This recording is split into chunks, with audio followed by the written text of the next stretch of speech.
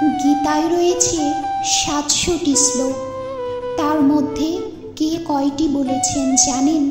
ভগবান শ্রীকৃষ্ণ 574টি শ্লোক বলেছেন, অর্জুন 85টি, সঞ্জয় 40টি এবং ধৃতরাষ্ট্র মাত্র 1টি শ্লোক বলেছেন। আর পুরো গীতায় 9580টি সংস্কৃত শব্দ আছে।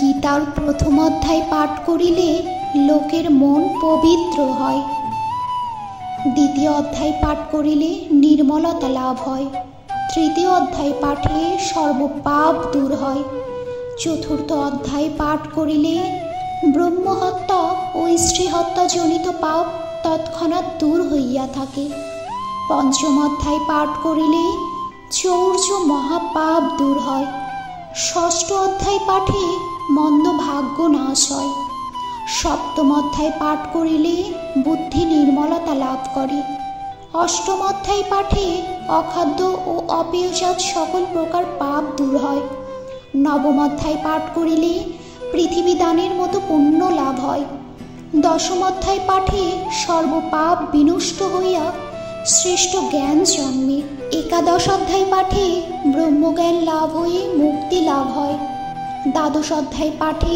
ভগবানী বিশুদ্ধ ভক্তি জন্মে, ত্রয়োদশ অধ্যায় পাঠে জ্ঞানচক্ষু বিকশিত হয়, চতুর্দশ অধ্যায় পাঠে অশ্বমেধ যজ্ঞের মহাফল লাভ হয়, পঞ্চদশ অধ্যায় পাঠে নির্মল জ্ঞান লাভ করিয়া যোগী হওয়া যায়, ষোড়শ অধ্যায় পাঠে মানব সংসার বন্ধন হইতে মুক্তি লাভ করে, সপ্তদশ অধ্যায় পাঠে ভক্তজনের রাজপেয় নামক যজ্ঞের ফল লাভ হয়, অষ্টাদশ অধ্যায় পাঠে জ্ঞানরূপ অগ্নি দ্বারা পাপ দূর হয়। প্রিয় বন্ধু, প্লিজ আমার চ্যানেলটি সাবস্ক্রাইব করে পাশে থাকুন।